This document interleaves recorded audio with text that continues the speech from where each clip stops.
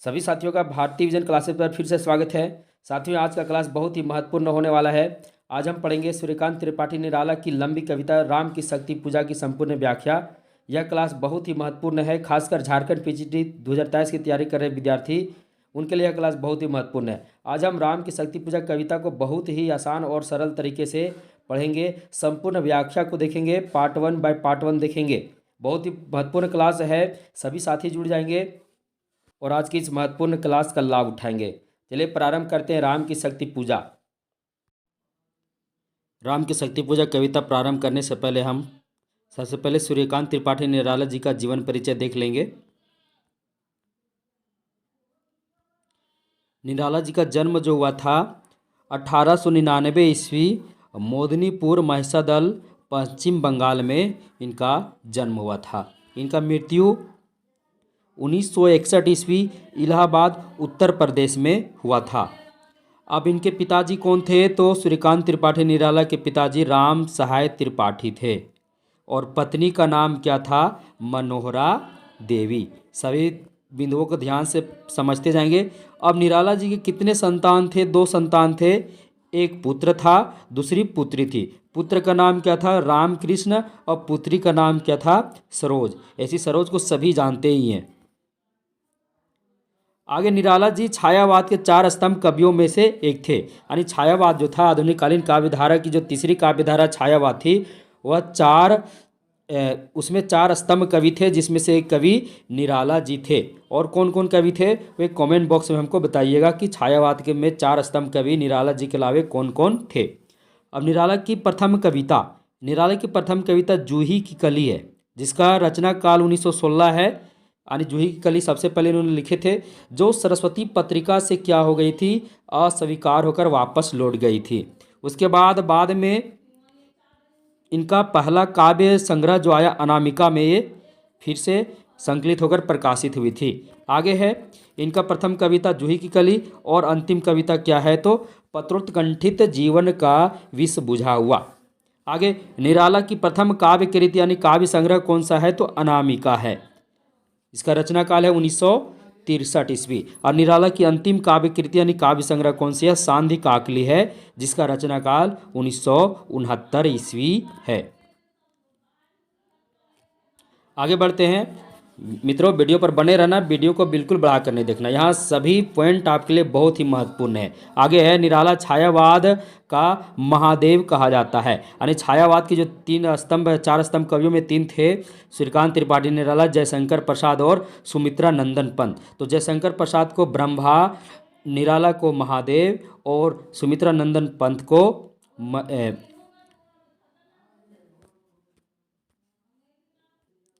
विष्णु कहा जाता था, है ना? विष्णु, ब्रह्मा विष्णु महेश। आगे बढ़ते हैं। निराला को महाप्राण की उपाधि से विभूषित किया गया। यह प्रश्न बहुत ही महत्वपूर्ण है, आ सकता है परीक्षा में कि हिंदी साहित्य में किसे महाप्राण कहा गया है? तो निराला जी को कहा गया है। सरोज स्मृति निराला की प्रसिद्ध शोक गीत है। याद रखना, हिंदी साहित्य का सबसे प्रसिद्ध शोक गीत सरोज स्मृति ही है, जो निराला की प्रसिद्ध शोक गीत है। निराला को पारिवारिक, सामाजिक व साहित्यिक सभी क्षेत्रों में बहुत ही पीड़ा हुई है, बहुत ही कठिनाइयों का सामना करना पड़ा है। यानी किसी भी क्षेत्र में उन्हें, मतलब हर क्षेत्र में उनको समस्याओं का सामना करना पड़ा। यहाँ हम देखें निराला जी के जीवन परिचय के बारे में देख रहे थे। अब हम निराला जी के रचनाओं को देखेंगे। सबसे पहले काव्य संग्रह को देखेंगे। अनामिका, जिनका पहला काव्य संग्रह है। अनामिका 1927, परिमल 1930, गीतिका 1939, अनामिका 1938। यानी अनामिका दूसरी बार भी प्रकाशित हुई थी 1938 ईस्वी में। प्रथम अनामिका और बाद में जो आई दूसरी अनामिका में बहुत ही अंतर थे। उसके बाद तुलसीदास 1938, अनिमा 1943, नए पत्ते 1946, अपरा 1946, बेला 1946, अर्चना 1950, आराधना 1953, गीत कुंज 1954, कविश्री 1955, राग विराग 1947 और सांध्य कांकली 1969, जो इनका अंतिम काव्य संग्रह है। अब इनके उपन्यास और काव्य संग्रह को, कहानी संग्रह को भी देख लेते हैं। इनके उपन्यास है प्रसिद्ध उपन्यास अप्सरा 1931, अलका 1933, प्रभावती 1936, कुल्ली भाट 1939, निरुपमा 1936, चोटी की पकड़ 1942, चमेली अपूर्ण है, और एक और इनका उपन्यास है इंदुलेखा। इसमें जो प्रसिद्ध है, जो परीक्षा में प्रश्न आते हैं तो याद रखना, चोटी की पकड़, कुल्ली भाट, प्रभावती, अलका, अप्सरा, इस सब से अक्सर परीक्षा में प्रश्न आते हैं। अब इनके कहानी संग्रह देख लेते हैं। लिल्ली 1934, चतुरी चमार 1945, सखी 1935 और देवी 1945। ये सभी इनके क्या है तो कहानी संग्रह है। इसमें से चतुरी चमार और लिली याद रखना, ये परीक्षा में इससे प्रश्न आते हैं। हम यहाँ देखें, बहुत ही कम समय में हम कोशिश किए सूर्यकांत त्रिपाठी निराला का जीवन परिचय, क्योंकि हमारा मुख्य जो आज का जो विषय है वो कविता को पढ़ना है। फिर भी जितना हो सका, जो सूर्यकांत त्रिपाठी निराला से परीक्षा में जहाँ प्रश्न आते हैं लगभग यहीं से आएंगे, अगर उनके जीवन से संबंधित प्रश्न आया। अब आगे बढ़ते हैं, हम कविता की ओर बढ़ते हैं। पहला पंक्ति है, रवि हुआ यस्त, ज्योति के पत्र पर लिखा अमर, रह गया राम रावण का अपराजय समर। यानी रवि क्या हो गया, यस्त हो गया, यानी सूर्यास्त हो गया, है ना, सूर्यास्त हो गया। और ज्योति है, यहाँ दिन मानना है, ज्योति को दिन मानकर चलना है। ज्योति के पत्र पर लिखा अमर, अर्थात आज का युद्ध में कोई नहीं मरा, दोनों क्या रह गए, अमर रह गए। रह गया राम रावण का अपराजय समर, अर्थात राम रावण का जो भयंकर युद्ध हो रहा था उसमें आज क्या हो गया, अपराजय समर रहा, अर्थात आज का युद्ध क्या रहा, जय पराजय नहीं हो पाया, यानी कोई भी पक्ष की जीत नहीं हुई। आगे, आज का तीक्ष्ण सर विद्युत क्षिप्र कर वेग प्रखर, सतसेल समरणशील नील नभ गर्जित सवर। अर्थात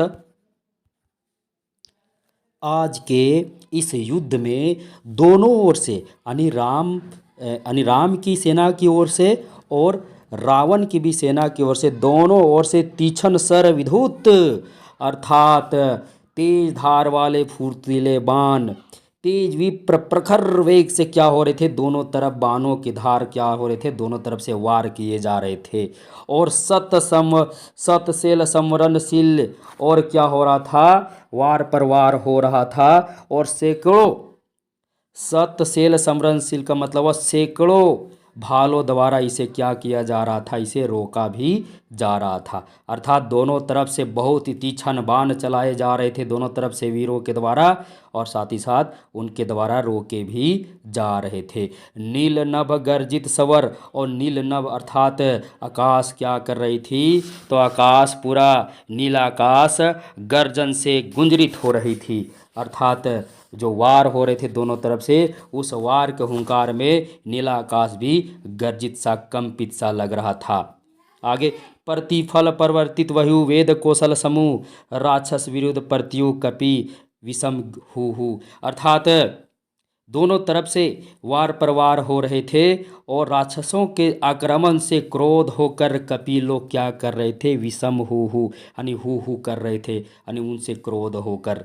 ये प्रथम पंक्ति में ये हुआ है कि सूर्यास्त हो गया है, राम रावण का युद्ध आज जय पराजय के बीच में ही समाप्त हो गया है। आज का युद्ध में बहुत ही कठोर युद्ध था, बहुत ही दोनों तरफ से भयंकर बाणों का प्रहार हो रहा था, उसे रोका भी जा रहा था, और राक्षसों के आक्रमण से क्रोध वानर सेना भी हु कर रही थी, गुस्से में थी। मुझे उम्मीद है आपको प्रथम पंक्ति जो पहला पद है इसका आपको समझ में आ गया होगा। आगे बढ़, अगली पंक्ति है पंक्ति नंबर 2, विछुरित वही राजीव नयन हत लक्ष्य बाण, लोहित लोचन रावण मदन मोचन महियान। विछुरित यानी फैल गई है, वही राजीव नयन हत लक्ष्य बाण, लोहित लोचन रावण मदन मोचन महियान, अर्थात यहाँ राम और रावण का युद्ध से चारों तरफ आग ही आग फैल गई है। और कमल के समान राजीव नयन जो है वो राम के लिए है, और लोहित लोचन जो है वह रावण के लिए है। राम का जो आँख है वो राजीव के समान है, कमल के समान है। वहीं रावण का जो आँख है वो किसके समान है, तो रावण का जो आँख है वो लोहित अर्थात लाल नेत्रों वाला, जो लोहित अर्थात जब गर्म जब लोहे को गर्म करते हैं तो लाल हो जाता है, उसी प्रकार रावण का भी आँख वैसा ही है, डरावना एकदम। रावण पदमोचन महियान। और वो क्या कर रहा है, वह लाल नेत्रों वाला रावण युद्ध में क्या कर रहा है, अपने पराक्रम से राम के सेना को क्या कर दिया, उनके राम के सेना को सारे युद्ध जो उन पर वार करे सबको क्या कर दे रहा है, विफल कर दे रहा है। और यहाँ रावण जो है एक प्रकार के प्रचंडकारी के रूप में उपस्थित हुआ है। आगे है राघव लाघव रावण वारन गत युग्म प्रहर। अर्थात यहाँ जो है ये राम और रावण के बीच जो युद्ध है वो लगभग कब तक चला, युग्म प्रहर अर्थात दोपहर तक चलता रहा ये भयंकर युद्ध।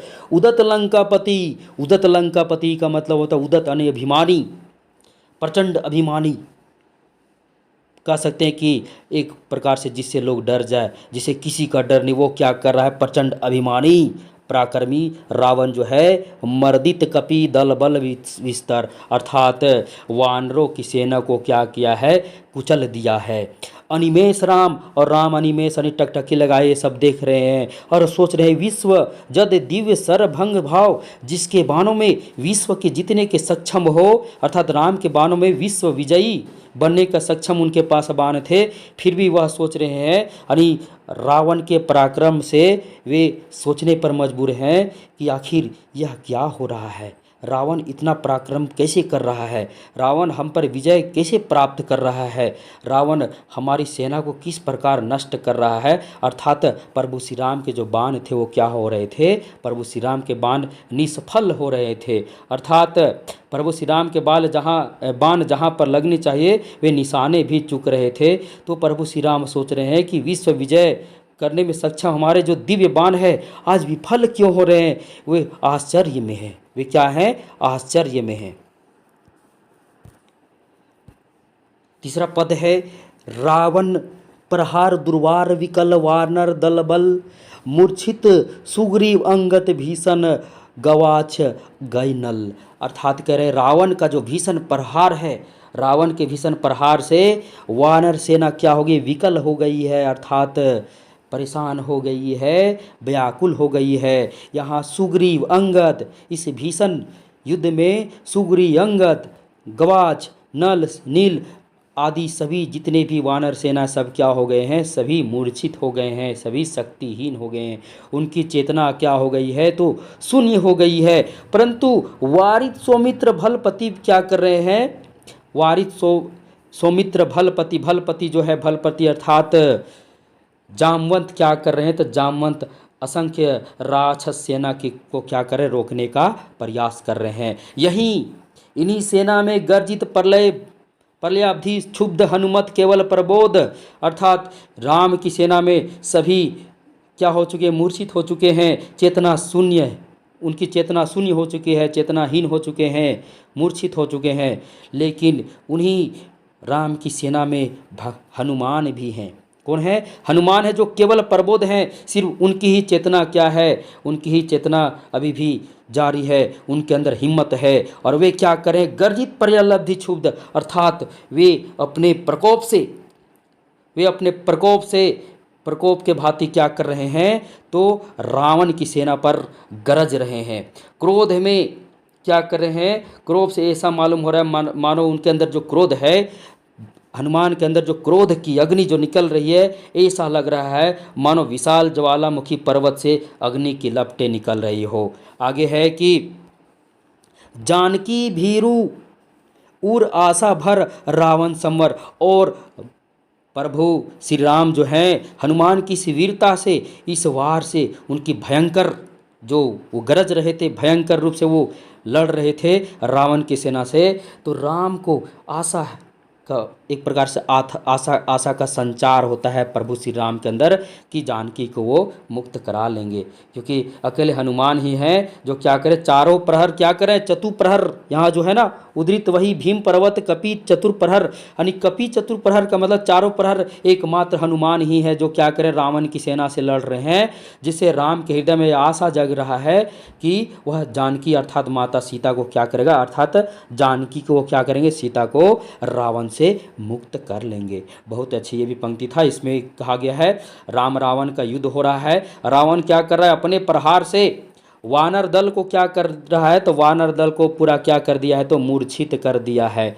और मूर्छित में सुग्री अंगद भीम सुग्री अंगद नल नील सभी सेना क्या मूर्छित हो गए हैं।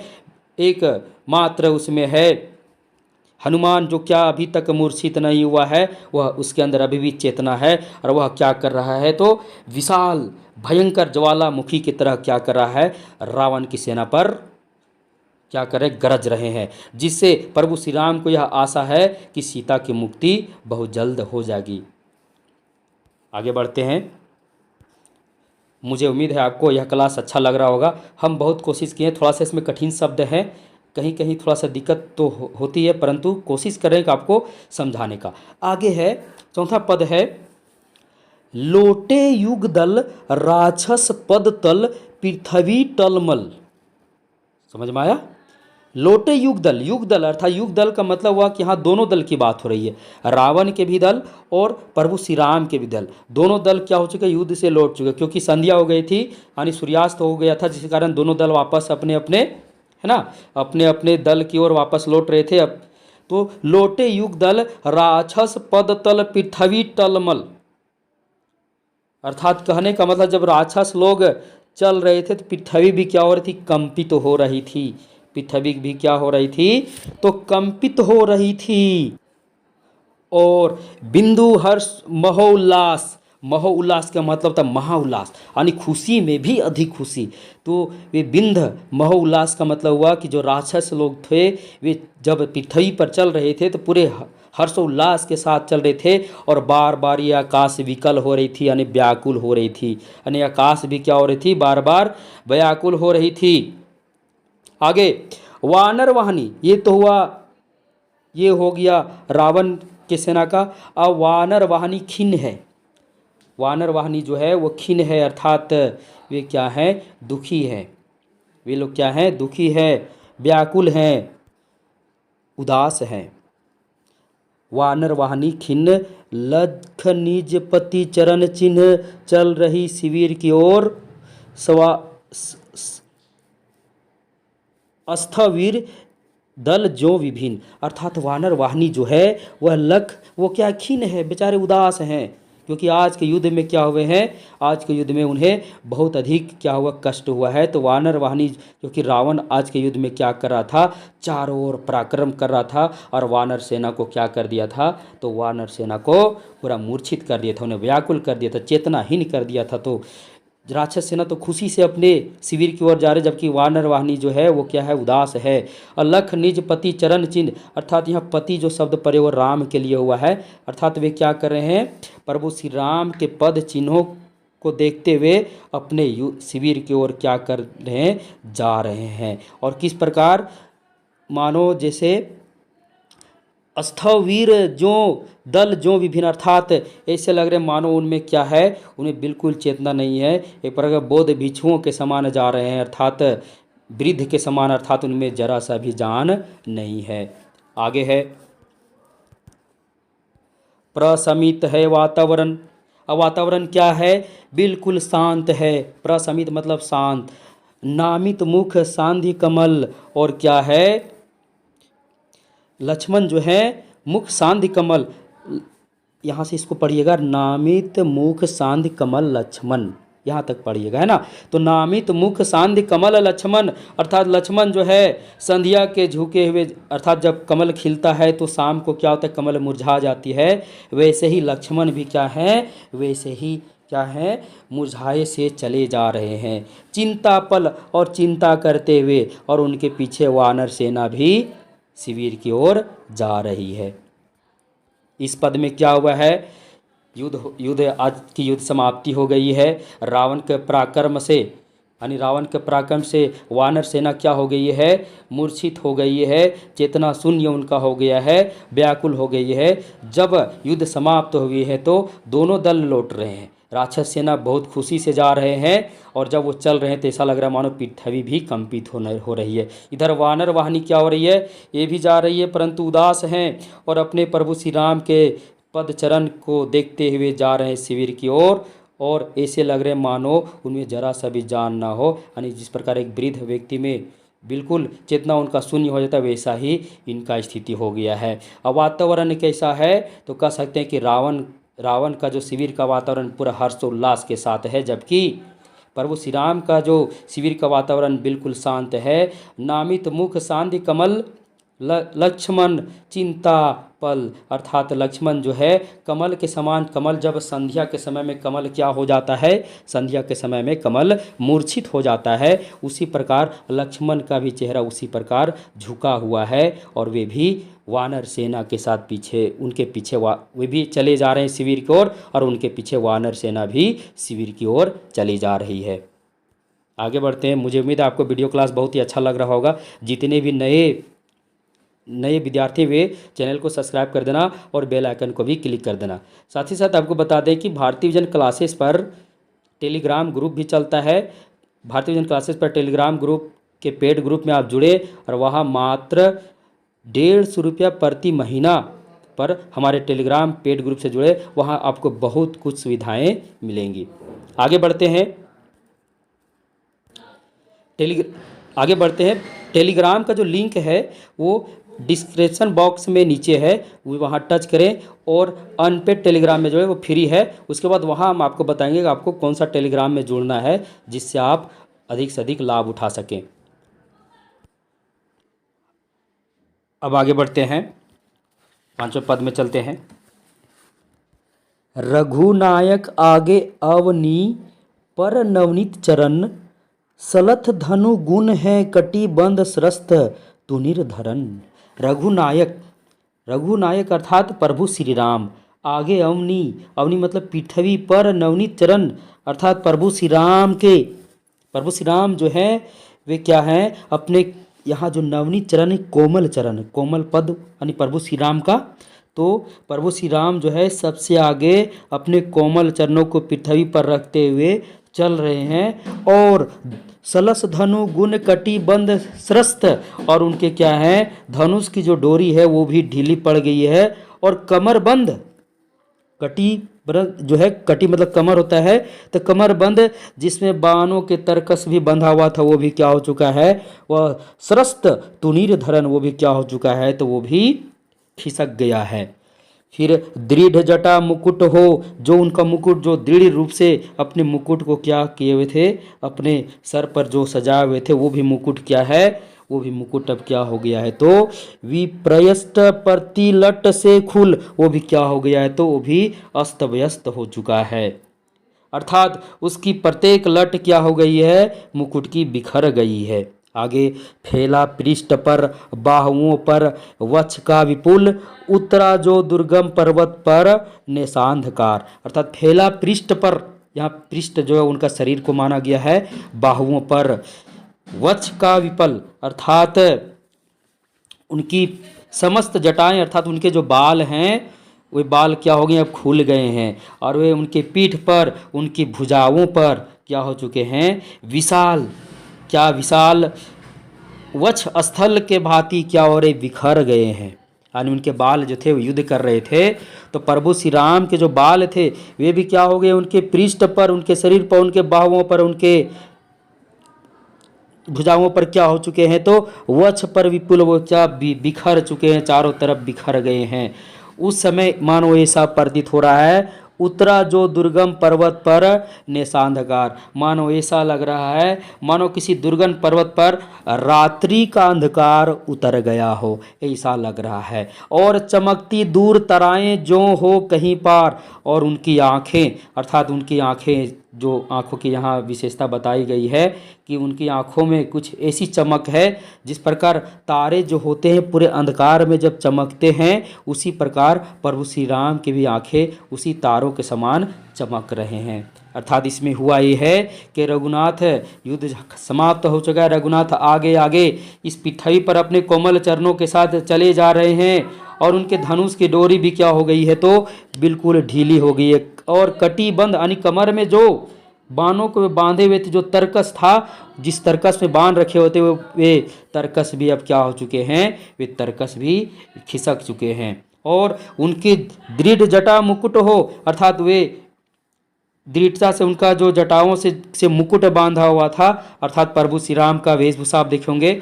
उनकी जो बाल थे उनसे वो क्या किए थे, गोल गोल करके नहीं बांधते हैं ना, वैसे वो क्या किए हुए थे, अपने मुकुट अपनी जटाओं से, अपने बाल के जटाओं से मुकुट बनाए, तो वो भी क्या हो चुके हैं, तो विप्रस्त प्रतिलट से वे खुल चुके हैं, वे अस्त व्यस्त हो गए। और क्या फैला है पृष्ठ पर, बाहुओं पर, वक्ष पर विपुल, और वे उनके शरीर पर, उनके भुजाओं पर क्या हो चुके, चारों ओर बिखर गए हैं। मानो ऐसा लग रहे हैं, यानी वो बाल, वो जटाएं ऐसा लग रहे हैं मानो किसी दुर्गम पर्वत पर अंधकार ही अंधकार फैल गई हो। और उन अंधकार में उनकी आंख ऐसे लग रहे हैं मानो उस अंधकार में कोई तारा क्या कर रही हो, कोई तारा अपनी चमक बिखेर रही हो।